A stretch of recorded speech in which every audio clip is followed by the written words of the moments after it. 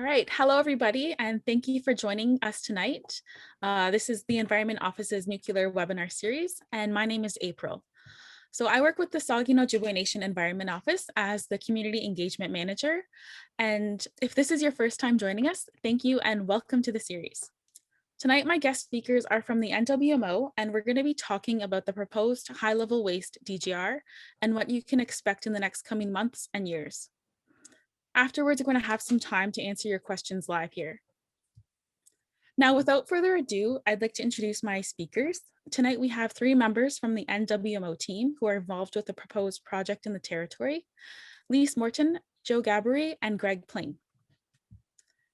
So before we do that, I'm going to pull this up.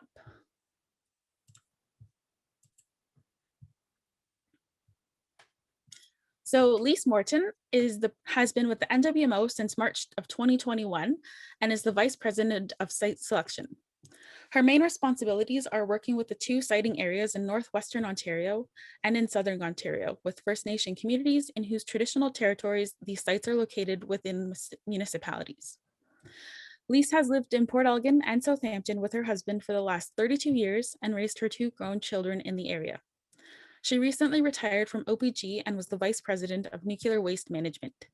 She has worked with Saugeen First Nation and Nawash communities on the OGDGR project. We also have Greg Plain joining us. Greg has been with the NWMO since July 2015, working as the Senior Engagement Officer for Southern Ontario.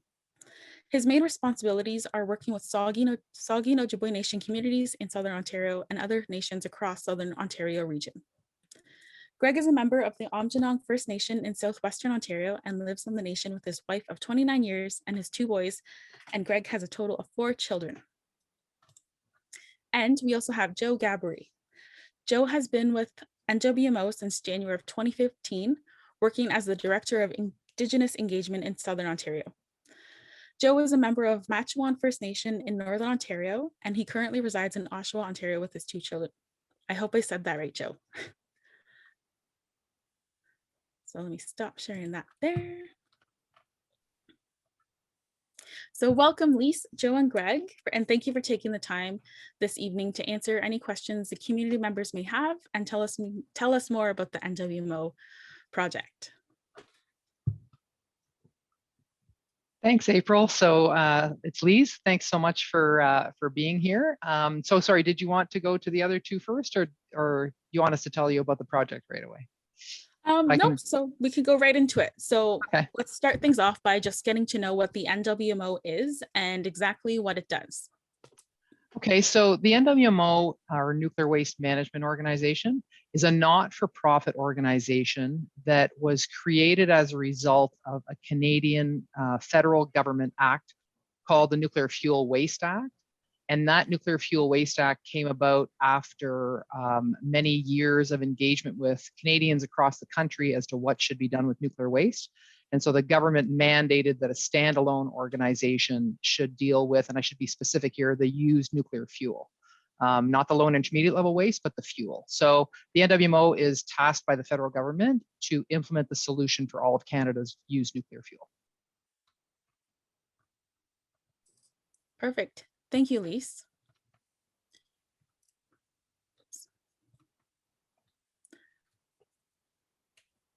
So yeah, thank you for that explanation. I know things can get a little confusing, especially with the Environment Office and in Saugeen and Nawash, just with the many different organizations we all deal with and the numerous acronyms that are used on a daily basis.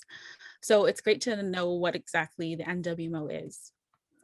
So I'm sure projects like this take years to develop and plan. Can you tell me more about how the NWMO first began the process of finding a site for a high-level nuclear waste DGR? Yeah, I can tell you a little bit about our history. So the NWMO was created and started in 2002. And for 3 years, the NWMO and the small number of staff they had at the time went across Canada speaking to all Canadians about nuclear waste and to try to get an insight into what the people were feeling. And they came away with a few thoughts. One was the project we have today, which is adaptive phase management, which is putting it in a DGR. But there was some other thoughts as well. Some that I recall is that the people said that it's an issue that should be solved by our generation. There's been talk of leaving it where it is and various other options, but the general sentiment was that our generation and previous generation have benefited from nuclear fuel and nuclear energy, and that we should be the ones to look for a long-term solution rather than passing it down to our kids. Mm-hmm. The discussion took place, and again, we find ourselves with adaptive phase management. Okay.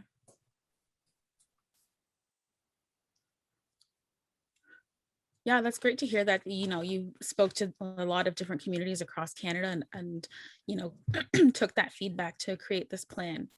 So can you tell me a little bit more about how the history between NWMO and Son has developed over the years?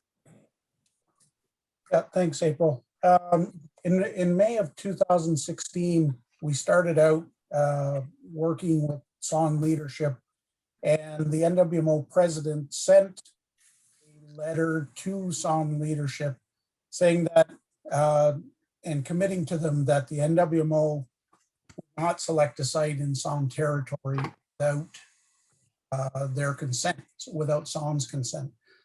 That's an important document that is out there. Son leadership does lean on that to make sure that we're not going to be doing something that we didn't say we would. So over the last few years, we worked with Son leadership mainly and some legal spots to ensure that the leadership had good information about what our project is and what it isn't. After the OPG vote, we got into a new agreement with Son, and we are looking at doing things a different way, ensuring that the membership gets really good information long before we ask any type of question. We want to have the membership be very well educated on what this project is and the differences between the others. So with the eventually the pandemic, COVID will end, and we're going to be in the community quite regular to engage with the community and go through an education process. Mm-hmm. That sounds great. Yeah, I can't wait till, this is all over and we can actually meet in person. But would you mind going into a little more detail about how that process is going to work, once the engagement is started between NWMO and the communities? So once we're safely able to get into the community, we'll be meeting one-on-one with community members. We'll be meeting with community groups. We'll be meeting with whoever and wherever the community needs to meet with us. We're able to do one-on-ones with people once we're able to get into the community. And we're hoping that we'll leave our phone numbers, our emails, if people are not comfortable getting into discussions in a public setting. So we're willing to take phone calls and things of that nature. Yeah, and April, I'll just add to that too. So again, for people who may be watching this and might remember me from the OPG process, so I certainly learned a lot from that process. I'm sure the community felt like they learned a lot too. But one of the things I think that was pretty evident to me is that I don't think that was the best process by which we could have engaged community members. And so it was really important to me when I came over to NWMO to understand how that was going to be done differently. And so I think you've got a really good team here with Greg and Joe. And the plan is to get them, as I said, out into the community once we can do that safely and talk to people one-on-one. These kinds of conversations, I think, are best handled in small groups, one-on-one, where you can really answer people's questions and give them a better sense of the information. So we certainly don't have a plan to kind of duplicate the process that was done with OPG with the 22 nights of community sessions, which I remember well, which were lovely, but I don't know that worked for everybody. And so we're going to be trying a different approach here. Mhm. Oh, Joe's going to add something. Yeah, in April, I do this often. I'll turn that question around and membership. How would the membership like to be engaged? So Greg and I are dedicated to the community, as you've heard, but we got our ways of thinking we can engage, but we'll engage in any way that the membership would like us to. So we turn that question around and we'll take advice and guidance from yourself and then the membership. Thank you. Yeah, that's great. Yeah, I remember those past sessions too. And, I learned a lot as well on how we can improve things. And when I hear stuff from the community, I will definitely share with you on how we can better engage and how the community wants to be engaged with you, whether that is more one-on-ones or if it's more webinars or whatever option that is, we'll definitely share that so we can get more information out there. So moving on, I know you are in the very early stages of sampling down at Teeswater with those boreholes. I guess I'd like to get a little more background on how long it takes that drilling and analysis of those core samples to take.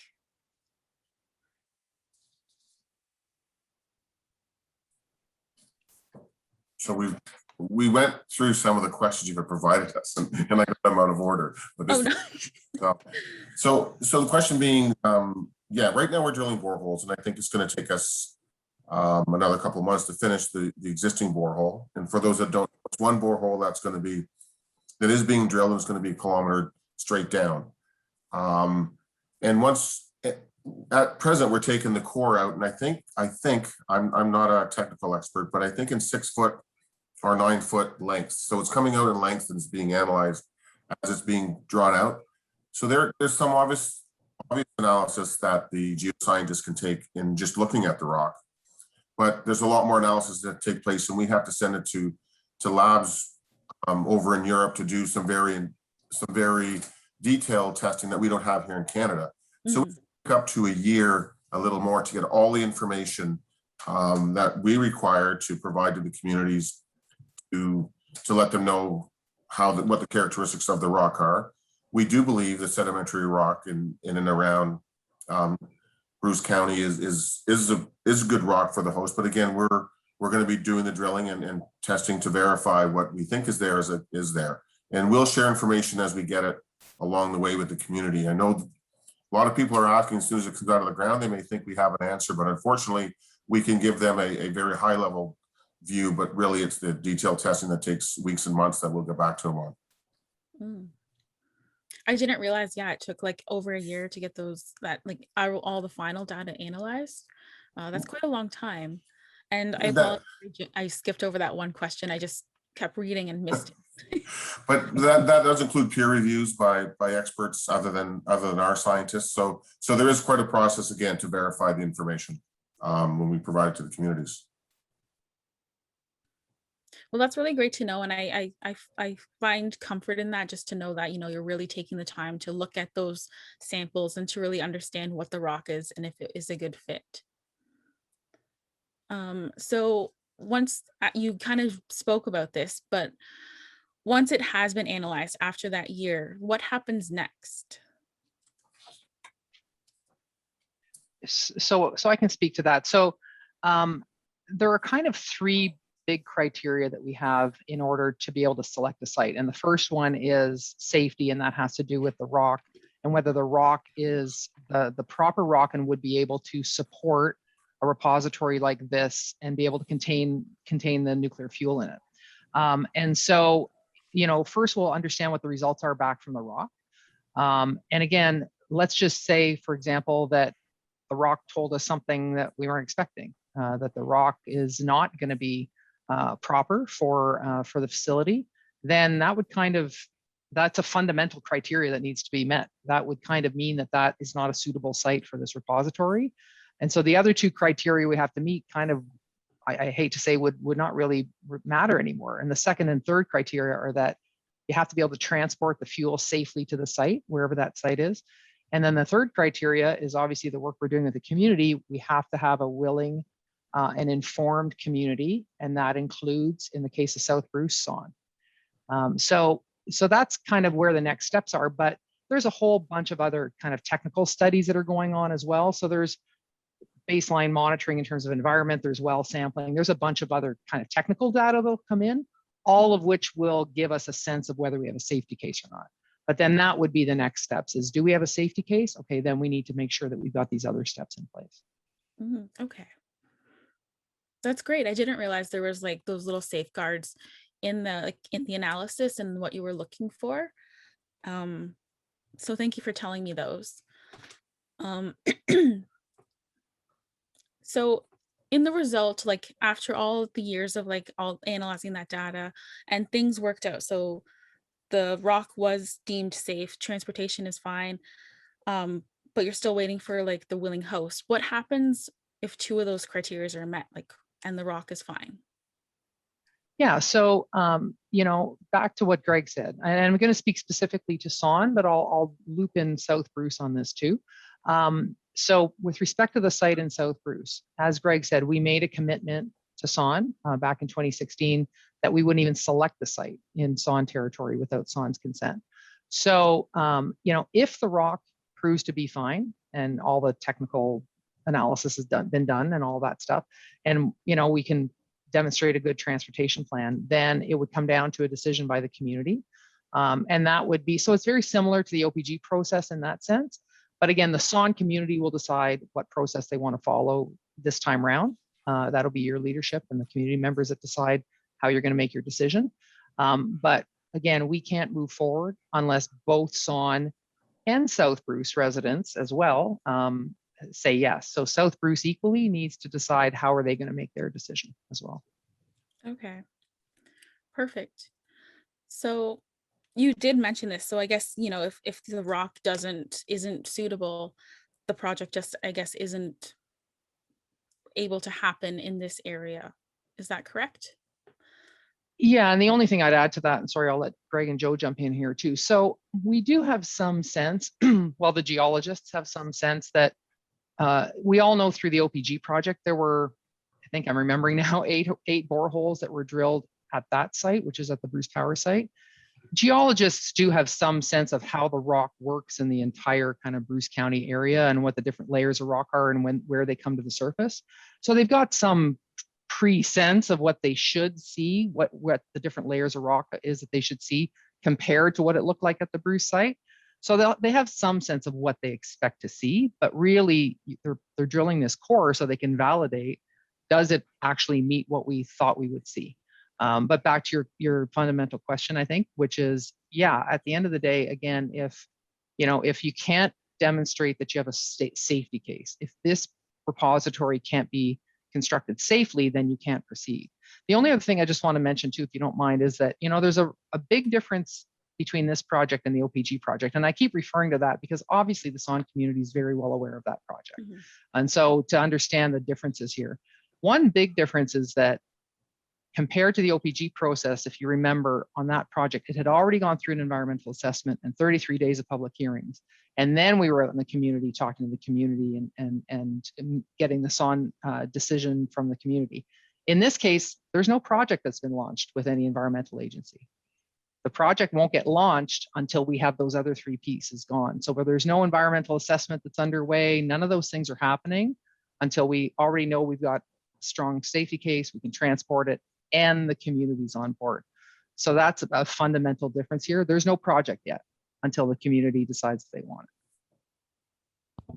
Exactly. Yeah, I know we're in the very, very early stages of this. And I think that's also why it's important to bring it to the communities, just so they're aware of these very early steps and, they're following the process as it goes.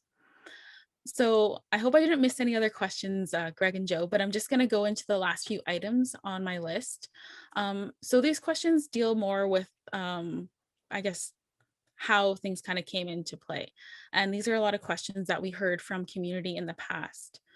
So one of the questions we hear is the transportation of high-level waste. So could you tell me a little bit more about that and how that will come into play?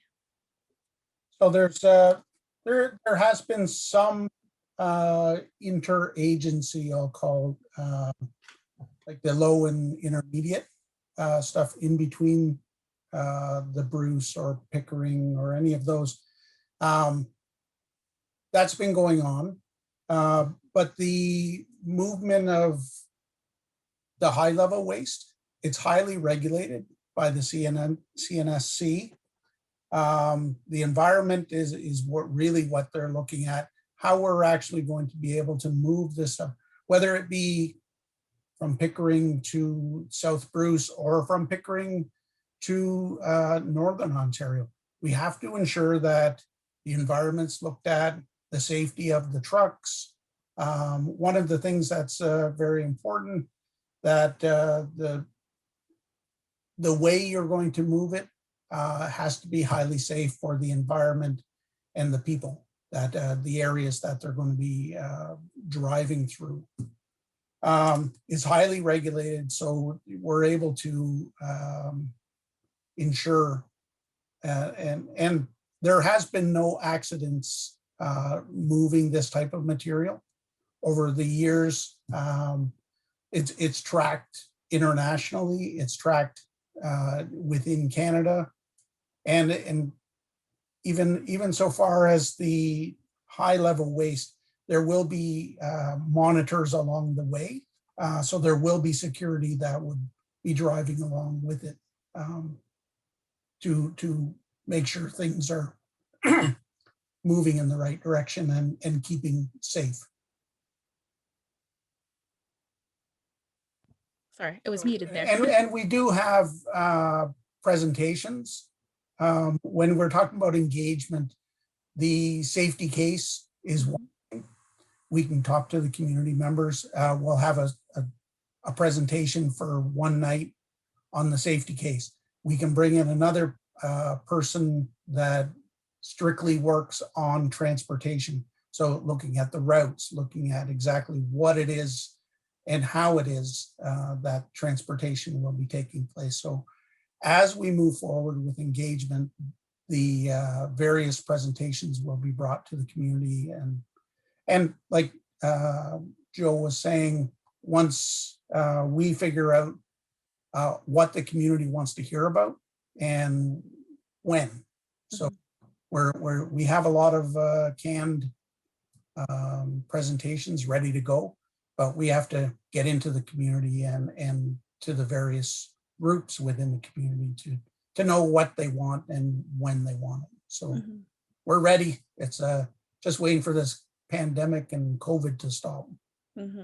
And for Joe and myself, we both have both shots, so we're ready to go too. Oh, perfect. So once everything opens, you can come right down. Yeah. So that's great to know that there's all those safety safeguards involved in the high transportation of high level waste. I know it's a concern for a lot of people. So just knowing that there's safeguards in place, that it's monitored, and that, there haven't been any accidents, that's really great to hear. So we have mentioned this before tonight, but can you explain exactly how this DGR is different from the previous one that the community has voted on? Yeah, so the other one was for low and intermediate level waste only, and this one is for used fuel. So that's a fundamental difference. But the other thing that's important, I think, for the community to understand as well, is that this one is for all of Canada's used fuel. So it's not just for, the other one was for OPG's waste. This one is for the fuel from, because I think it's really important for everybody to understand that, from it'll being the fuel from OPG, Bruce Power, but also New Brunswick Power and Quebec. There's a little bit in Quebec as well, because they had some reactors there for a while as well. So it is for Canada's used fuel. So that's also a fundamental difference. There are some technical differences in terms of, again, the depth is a little bit different and those kinds of things. But again, when Greg and Joe get out there, they can kind of talk about those pieces. But again, I think the other fundamental piece, like I mentioned earlier, was that the project hasn't been launched officially now. So that's also a difference. And then I think in terms of, again, how the community decides, when I was out in the community and we were talking about the OPG DGR, this used fuel DGR used to come up a lot, and we used to talk about that. And as I used to say to community members, you have another decision in front of you. So you already made a decision on the OGDGR. So there's going to be another decision as well in front of you, whichever way your leadership decides to make that decision this time again, on the used fuel. But I feel like, I don't know if Joe and Greg can add as well. Is there anything else I'm missing? There's, like I say, a lot of technical differences in terms of how it's constructed and what it looks like underground. But I don't know if I'm missing anything else that they're thinking of. Yeah, no, I think you described at least, but to give some perspective on where the used fuel is, 90% of the used fuel is in Ontario. Ontario is by far the largest producer of power via nuclear. So 90% is in Ontario, and that's spread out Darlington, Pickering, Chalk River, and the Bruce site. And I do believe the majority is at the Bruce site as we speak. There's 5% of the fuel is in New Brunswick and 5% in Quebec, and there's a small amount in Manitoba at the White Shell Laboratories that we're doing some testing. So again, the majority is in Ontario, and the majority is within the Son traditional territory as we speak. And I must say it has been, I've worked a lot in the north, as I'll describe later when asked. So I worked with a lot of communities in the north, and I used to get asked within the NWMO, like, we're not talking to the Son as much as the communities in the north. Does that worry you? And I would say no, because I would say the Son is a lot higher up the learning curve, the nuclear learning curve, because of the experiences you've had. And I must say, now that I'm dedicated to working with the Son, that does ring true. And a lot of the members understand and realize that a long-term solution is something that's worth looking for right now, because you have so much of it in your backyard, so to speak. So there's a different sense of how the Son members look at this. And so it's up to us to ensure that you get all the information you need, that should we be able to prove a safety case, that the decision will be made on the long-term storage of this. So again, we're looking forward to getting into the community to talk more about it. The only other thing I'd add to that, sorry, and it's to that point that Joe said. So the other big difference here is there are still 2 siting areas so it hasn't been decided that it's going in Son territory, and that's not the only location being looked at. So we are working as well with Wabigoon up in the north and Ignace. So there are still 2 areas in Ontario where this could potentially end up going. But I also see Carlene's question there, so I can answer that sometime if you want me to as well. But I'll leave that to you. Yeah, I do see the questions popping up, but I do want to save them for the end. I haven't looked at them just yet. Thank you, Joe, for kind of explaining that a little more. And I will get to that community question, I think, after my next few here. But will another vote take place on this DGR? So when the community gets very well educated in what this project is and the differences between the OPG project and the NWMO DGR, that will be up to your leadership to how that question will come apart. And so that's not really up to us. That's up to leadership to bring that forward and discuss it with community members, how they want to be heard. Okay. Thanks, Greg. I guess a few more like just background information kind of questions here. Just overall, how did a DGR come as the best solution for waste in general for the nuclear industry? So over the last several decades, there's been a lot of international projects that are being considered. So the NWMO is part of a larger group that is looking at, not companies, when they have programs in nuclear power plants, they all have somewhat of the same problems and decisions to make. So in order to put forth the absolute best options, groups come together, they talk about what they're looking at, how they're going about it. And each of those nuclear countries have put forward that this DGR type of putting it into the earth operations, DGRs. So they've talked about it for a long time, and this is what the best of the best has come up with as far as how it's come up. Okay. And, oh, yeah, go ahead. Good. And I've asked the question to her. I've asked that question myself to our scientists, and I was like, why don't we throw it into space? And they jokingly, but they said, no, we looked at that. And so really, and they said, yeah, like you look at the challenge of the U.S. space history, and they had the space going, the shuttles going to and from it, but they had accidents. So they said we looked at that, and that wasn't a viable option. So DGR is the least riskiest of all the solutions. And again, as Greg said, that's what all the countries are looking at. So it's not only our scientists, it's scientists throughout the world. Mm-hmm. So throughout the process, are other solutions being explored as well, or is it kind of just the DGRs, kind of the one solution? So, and I think it speaks a little bit to the question that we see in the Q&A as well. So I just want to go back a step though, which is that when NWMO in the early days, like 2002 onwards, as I think Greg and Joe were talking about, there were these just discussions happening all across the country. So, what do we think we should be doing with this type of waste and this fuel? There were other options that were explored, like shallow burial.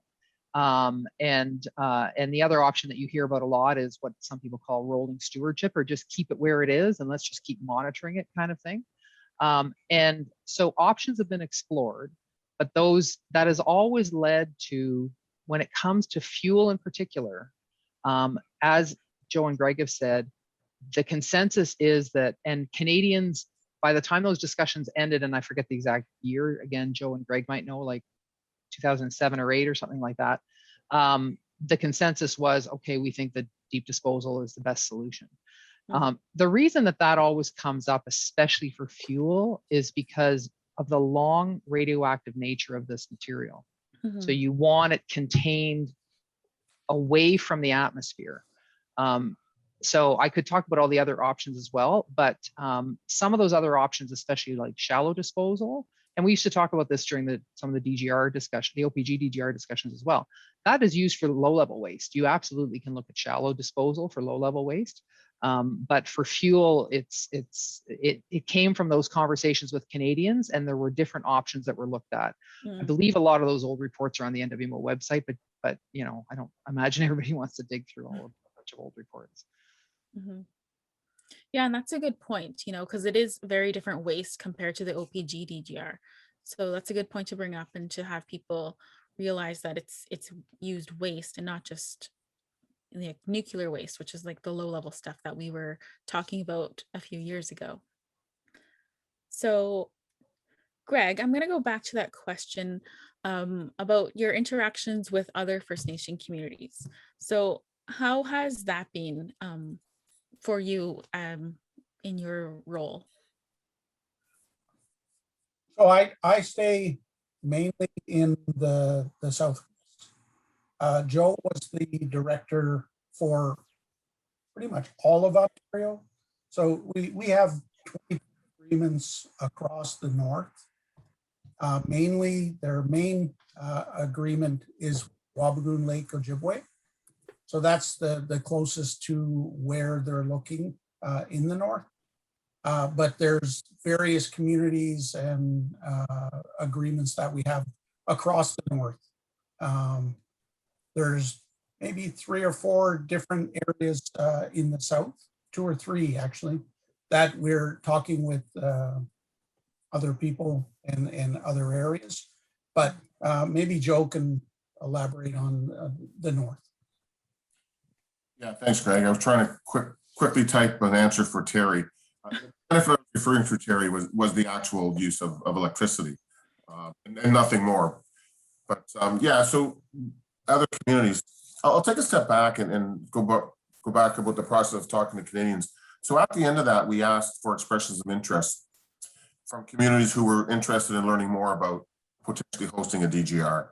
And 22 communities put their hand up, of which 19 were in Ontario, 3 were in Saskatchewan, there was one First Nation, there was one Métis community in Saskatchewan that put their hand up.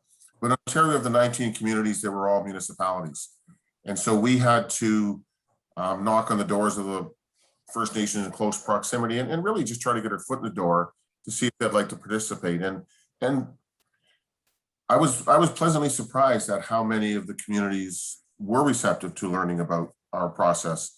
And since then, we've narrowed down from 19 communities in Ontario to 2 municipalities, that being South Bruce and Ignis. But in the north, well, I'll start in the south. In the south, we have obviously working with yourselves, and we're engaged with historic Saugeen Métis and the MNO on a much smaller scale. But in Northwestern Ontario, it's quite different. It's part of Grand Council Treaty 3, and there's Crown land. It's on Crown land up there. Wawagan Lake Ojibwe Nation is what we refer to as the lead community or primary community. So we have a very in-depth and long history engagement with them. But we also have at present, we have 8 other First Nations we call them Learn More agreements with in the Northwest, as well as Grand Council Treaty 3. So in the Northwest, it's a lot busier and by way of engagement. And again, as I said earlier, the Northwest has very limited knowledge of the industry. So again, we're going in and we're starting from grade 1 and in describing the industry. And so it's been a lot of work up there, and we've got staff dedicated to working up there. So there's been quite a bit of engagement that has gone and is going on as we speak. And I'll briefly mention, we also have agreements with the AFN, the MNO throughout the province, as well as Grand Council Treaty 3. So we are reaching out to some PTOs and some other organizations as a project progresses, and really when the transportation discussions become more prominent, it's going to include a lot more communities than are just around siting areas as we are now. So I hope that answers your question, April. Yes, it does. Thank you. It kind of just leads me into this. So how can our community members here in Son learn more about the project and learn more from you? So one of the good thing about Joe and I being really locked into Saugeen Ojibwe Nation, the Saugeen and Nawash communities, we'll be circling around talking to groups, whether it's youths, whether it's the elders, whether it's a men's group, or just a general population discussion. We're going to try and set up meetings whenever we're safely able to, working with those groups, doing presentations, like I was saying, about the safety case, about transportation, and any other subject that the membership wants to learn about. But the 2 of us will be in the community. You'll be able to see us. Not quite sure how or where we're going to be, because we have to get in there first to be able to find a space where we can have sit downs with community members. Mm-hmm. And I'm very, very excited to get through today's agenda, because this is kind of our kickoff. Mm-hmm. This says to your membership, here's where we start. And when we get opened up, or when you get opened up to having conversations with us, we're going to be up and around the area, not all summer, but like all year. Mm-hmm. This is my main responsibility, and I need to get this information out to your membership, mm-hmm. Both of them. And April, as I mentioned earlier, again, every community is different and how engagement takes place, but we'll take any recommendations or any ideas from the membership and the leadership from yourselves. There's the officer membership. We're going to have to work together to outreach, and in my experience, I found one-on-one has been, although it takes a bit more time, it's probably been the best. Mm-hmm. But again, I don't know if the timing on this is, we would like to have people engaged, knowledgeable about it earlier, so that may take some time, but we'll do whatever the community allows. And I'll just say that we have staff like Greg and staff up north that their jobs were to be away and being in the community and being being on the road. So Greg's been cooped up for 18 years. So if he sounds a little excited about starting again, so, and I think we all are, because we miss the communities. It's to me, when I'm in the communities, it feels really good, and we miss that. So we're looking forward to getting back on the road and into your communities. Mhm. Yes, I hope everything gets back to normal soon. So my last question before we go into the Q&A is, how can community members get involved and share their voices if they want to right now?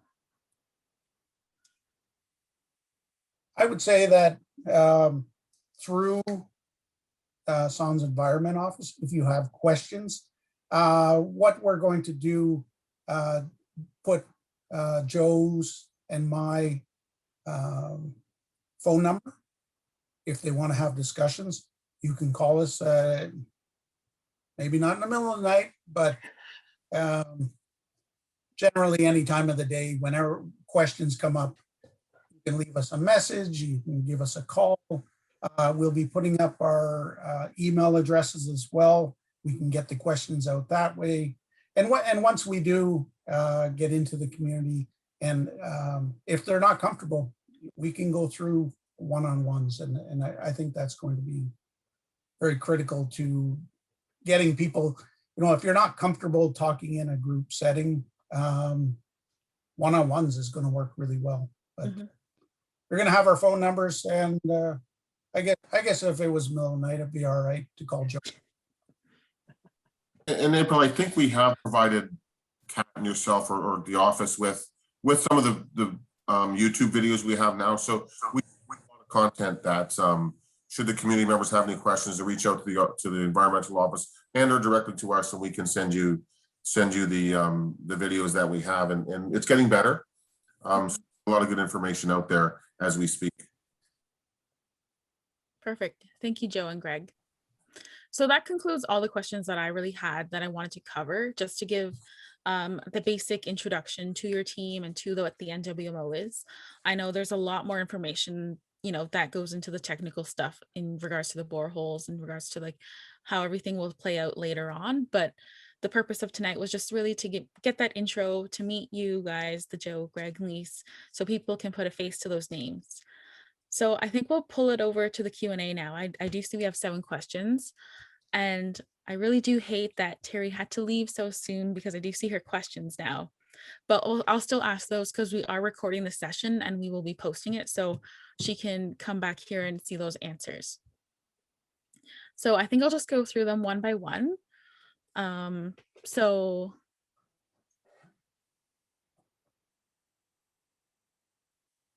I guess I'll just read it. I don't really know how to make it sound a little better. It says, that sounds confrontational. I just want to hear the kinds of benefits our generation of First Nations have had that others haven't yet. Or did I misunderstand the meaning? No, I didn't. I don't think there's any misunderstanding, April. I think when I was talking, some people may have, I may have inferred that there was communities that benefited by way of agreements and whatnot. And we all know, unfortunately, the history isn't great.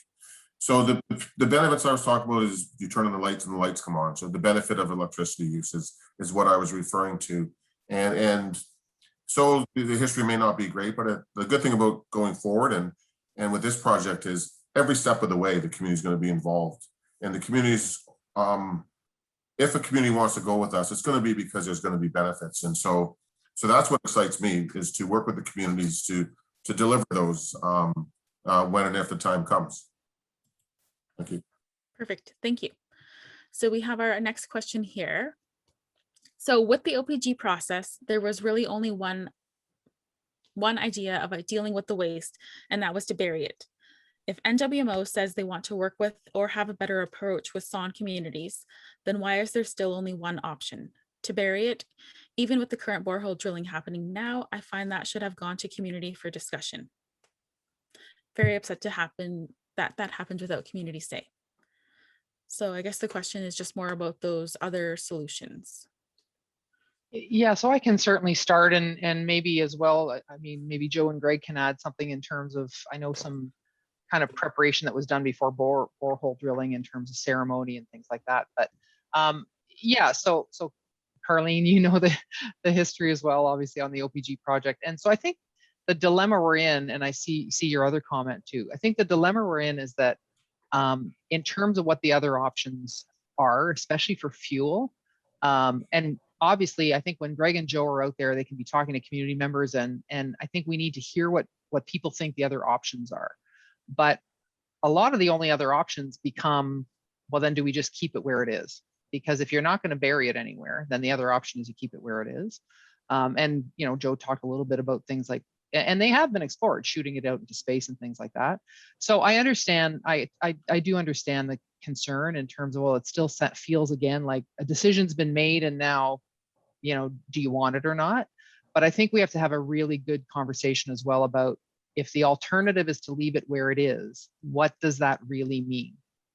And I think, you know, what it means, at least from my experience when I was managing a facility that stored this kind of fuel, you know, it means you have to have a staff of, and I had a staff at the Western Waste site of, well, 200 people. And let's just say 100 people of them were kind of babysitting the waste and making sure they were doing groundwater monitoring and well monitoring and all, you know, emissions monitoring and everything. So you need an ongoing amount of staff babysitting, and that about every 150 years, you'd have to probably repackage all of the fuel into new containers, because the containers will eventually corrode. They're not meant to last forever.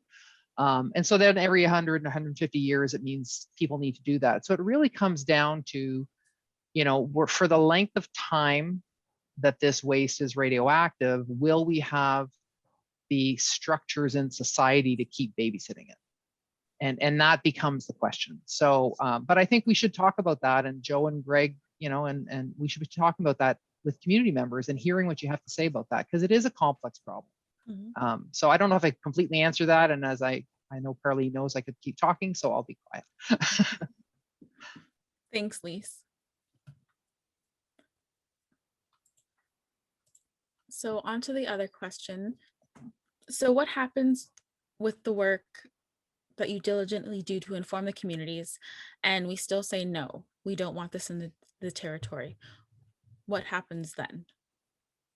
It looks like he may have then answered it for himself, where he said, okay, the next one was okay, it's the same as for the other DGR. Okay. Reading forward. Okay, so well, that one's answered. April, yes. Go back to Carlene's mention of drilling this borehole, and I'm sorry she was upset, and we in no way wanted to get ahead or make it appear that this is where we're going to be. Mm-hmm. We needed to even bring the question to the community, as we talked about. We need to be certain that it's going to be safe, should we even move forward from there. So we're not doing it in defiance of anyone, or to make it appear that we're getting ahead of everyone. That the community is going to have its say should we ask the question, and we need to have that information to determine if we're willing even to ask it. So again, I'm sorry, Carlene, that you feel upset that we went ahead with the borehole. It wasn't our intent. Mm-hmm.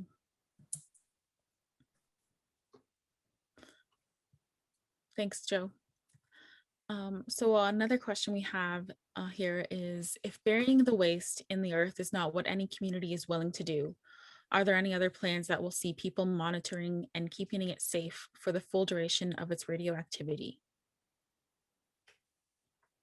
So I'll start, and maybe, you know, if Joe or Greg have anything to add as well. So so first of all, with respect to this particular DGR, even let's start with, if a community says yes, and you were to proceed, it's still not going to be constructed and in operation until 2043. So the plans, even if a community says yes, is it's another 20 years before the facility's in operation. So the fuel has to stay where it is right now, at least for another 20 years.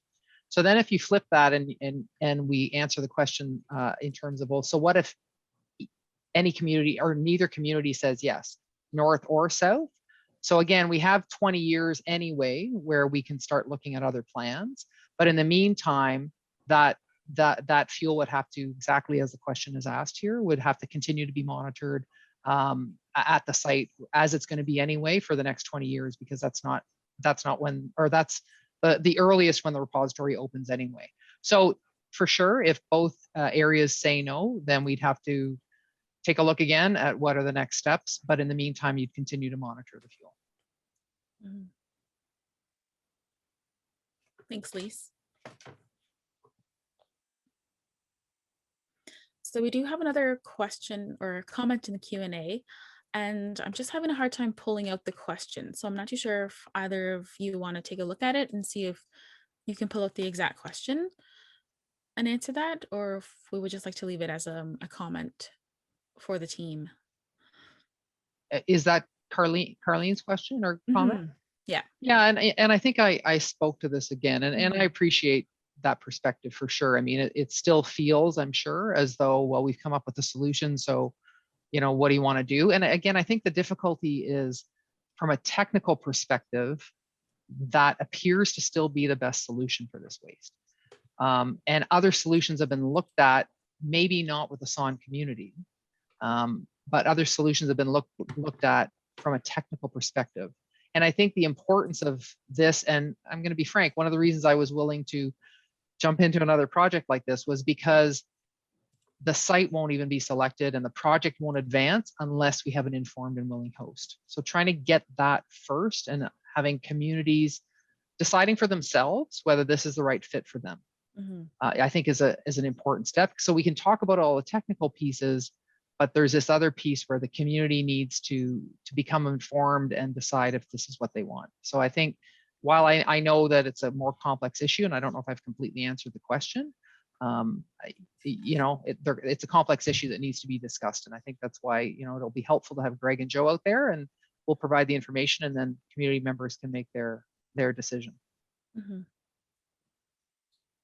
Thank you. And I'll add that the biggest challenge is communications. We're fortunate, I'm fortunate enough that when we go to communities, and every community seems to be either, from my perspective, from where I live, a 3-hour drive, or in the north, a flight and a 3 to 5 hour drive. So we travel with all the scientists, we travel with the engineers, we travel with the anthropologists.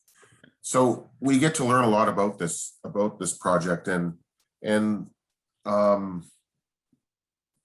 we want the communities to have that knowledge, to make that decision, to have an informed decision, because I think when all the information is out there and given, that the proper decision will be made. The challenge is to do that, is to get, I get to listen again for hours on end about the safety, about the what we would like to do in our solution, and I personally believe in it, and that's me personally, and other people will and won't, but I think again, getting them all that information to make that informed decision. I used to report to Bob Watts when I first started working for the NWMO, and how we got into a lot of the communities that didn't put their hand, a lot of the First Nations that were willing to work with us. We would say, all we want is your ear. We've got this issue that we want to solve. We want to solve it with you. We want you to be part of the solution. We want you to have part of the say. And all we ask is for a year to learn about this, because if we find, and this is when we were all throughout the province, if we find the rock suitable in your area to host the DGR, we want you to make an informed decision. Now, it's going to bring billions, last for decades. The economic benefits are going to be immense, but people can get wowed by them. So we say we want to educate the people on the benefits as well as the risks, as well as the environment and the protection we're doing. And we'd rather a community make a willing decision and tell us no, and make an informed decision and say no, than an uninformed decision and say yes. Because it is complex. It's gonna be decades and decades, and so that's all we wanted to do. So that really took the temperature down, and usually with chief and council. So they let us into the community, start talking and educating the community about it. And so once we did that, things were moving. And like I said, we never got to a vote or got to any display of willingness, but we hope to with either yourselves or Wabigoon and the surrounding First Nations up in the north. Thanks, Joe. So I think that was the last of our questions. I don't see any more coming in. Oh, spoke too soon. So we have a follow-up question. It says, I think my question was more about, is it the responsibility really understood? that our responsibility to the waste remains as long as it is radioactive? Yeah, thanks for that clarification. I was worried that I messed up somehow trying to type an answer there. I shouldn't play with the technology, but yeah, absolutely. You're right. It is a responsibility to make sure that we can take care of this waste for as long as it's going to be radioactive. And as I said earlier, you know, the concern is that because of the length of radioactivity of this waste, we can't guarantee what society will look like in 1,000 years, you know, 10,000 years, that kind of thing. And so that's why every time you look at trying to keep it at surface, the concern becomes, will we have the structure in place for those future generations to even continue to be able to monitor? So, you know, we often say it's our generation, if you will, that have benefited from this. You know, I'll speak for myself, obviously, in my 50s, you know, always having access to electricity. We've created this waste. And if we don't find a solution, and it's what drives me to do this work, is to find a solution so that we're not kicking the can down to future generations. Because if we do, then they always have to ensure that they have that societal structure in place. And we see how much things have changed even in the last 4 years in the United States. And I won't mention any presidents, but, you know, and how quickly things can change in terms of how a society reacts to things. So, you know, we don't know what will happen 1,000 years from now. So I hope I've answered your question, but absolutely, I think that's the concern. There has to be responsibility for this waste for the long haul. And the rock is what, in this kind of a facility, is what provides you with that certainty, if you will. So I hope I've answered that question. Mm-hmm. All right. And So another one last thing, April. Yep, go right ahead.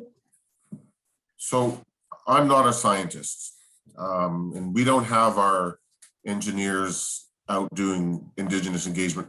And I've answered some technical questions. So if I may not have answered perfectly. So if there's any more questions that people have, or if there was some misunderstanding on anything that we answered, please let us know, and we will get you the information. Again, we've referenced this over and over. We look forward to bringing those experts into the community for you to get to know, and they're looking forward to coming into the community as well. Transportation is another one. So any questions that or if there was any confusion, please let us know, and we'll ensure that you get the correct information. Mm-hmm. Perfect, thank you. So another follow-up question to that previous one, is NWMO planning for longevity past current societal structures, and what would that look like? I was just starting to type an answer to that. So, so yeah, and this is the interesting thing about a project like this. So you've got to all the engineers, of course, are looking, all of their planning and modeling all has to look at a very, very long time frame. So from a engineering, structural and everything perspective, I'd say, you know, they're considering, okay, what would degradation look like? What would corrosion look like over all those years? But aside from that, I think the part that's interesting as well is there is equally, and not just in Canada with NWMO, but internationally within the nuclear industry and the community, there's even things looking at, for example, so signage. How do you make sure that a facility like this has signage on it so that people 1,000 years from now would understand what's buried here? And there's been all kinds of research done on that. So absolutely, in all of these different areas of, and even things like, you know, so how do you make sure that your documentation can be maintained over years and years? So there's a whole bunch of aspects that this brings out in terms of how do you make sure you're preparing for the longevity of a facility like this. Mm-hmm. So I'm not an expert in those areas. You know, other people in the organization would know that better than I, but there's a lot of work that goes on in all of that, in all of those pieces. I don't know if Greg and Joe have anything to add to that. I've got a little story on just that.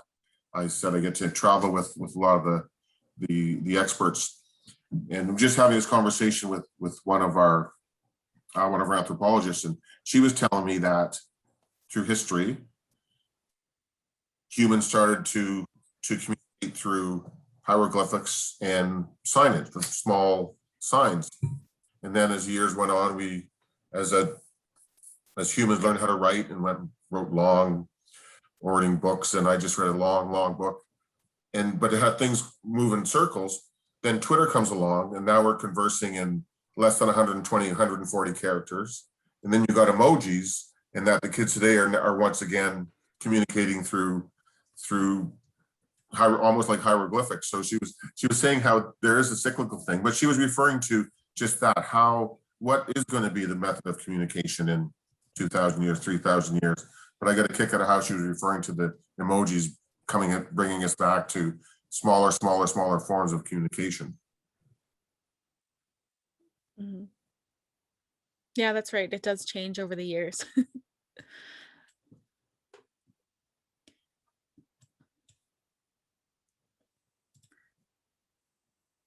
So we did get another question kind of in regards to the longevity and the structures and stuff. So he's just referring to now organizationally. So how is the planning for longevity happening within the organization?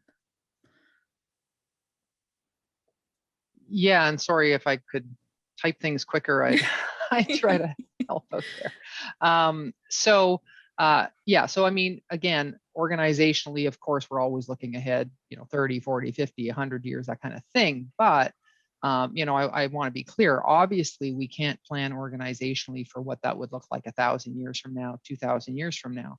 So that's why, again, the theory behind deep disposal, and I know this is hard, and people have a hard time with this concept, is that you would place the waste into the repository once you've then had, and it'll be for future generations to decide, but once you've then had decades of monitoring, and you've got confidence that you're not seeing impacts on the environment, for example, et cetera, then those generations will have to decide whether they close the repository or not. So it's designed so that eventually you can seal the shafts, you can close it, and you can walk away. But that will be for future generations to decide. That's the part that I often make sure I emphasize to people. I won't be around when they decide none of us probably will be around when they have to decide, do we have enough information or not?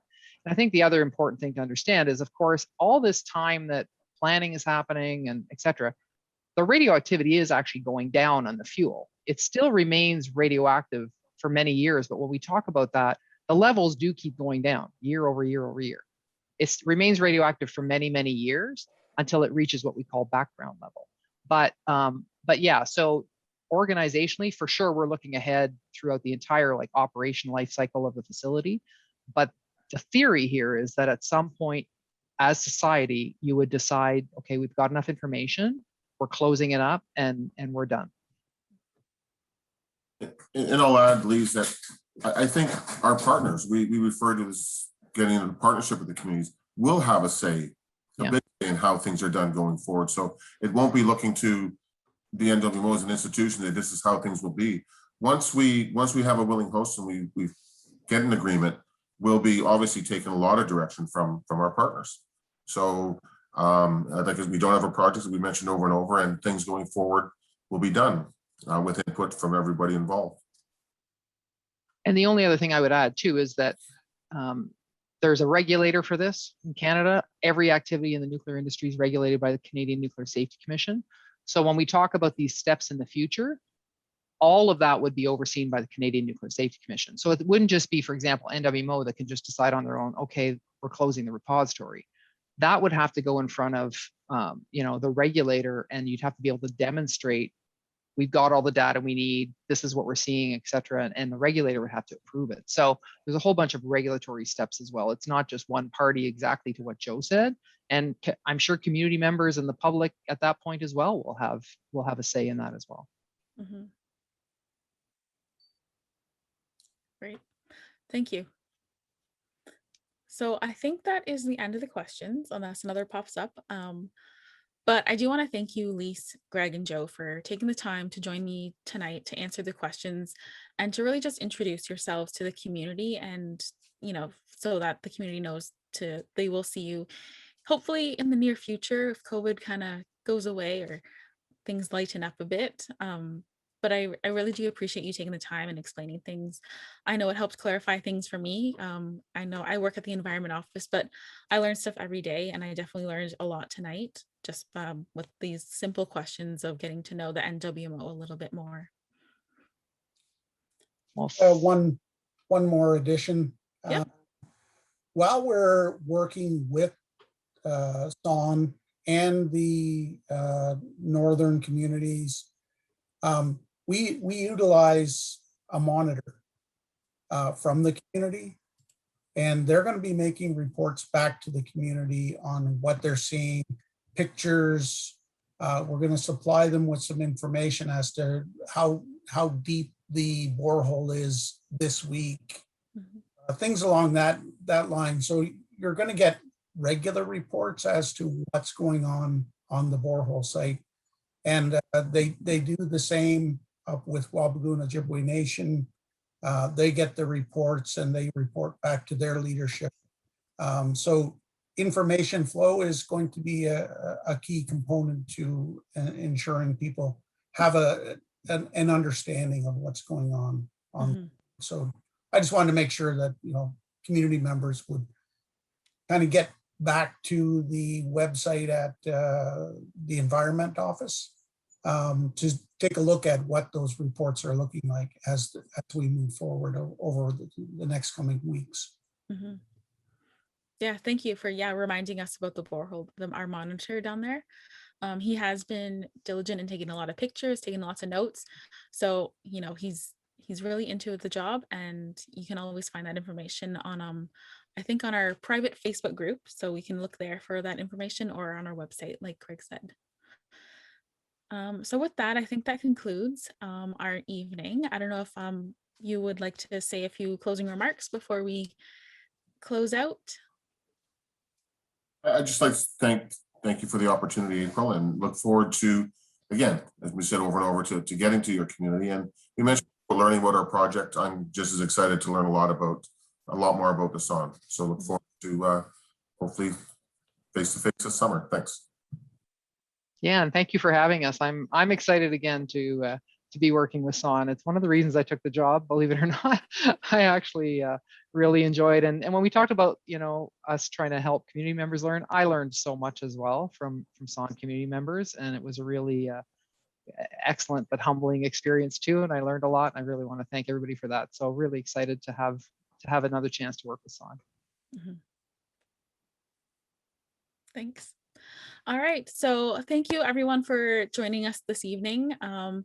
I hope we didn't take too much of the time, but I also hope you learned a lot and can tune back in the future and hear more from Greg, Joe, and Lise themselves about the more technical aspects of the proposed projects and what will happen in the future. I would also like to let you know that we are going to have our next session on June 9th, and joining us for the webinar on that night is the CNSC, and they're going to be talking about the Douglas Point decommissioning. So if you want to learn more about that, please tune in and register for that episode. Other than that, again, thank you. I hope you have a good evening.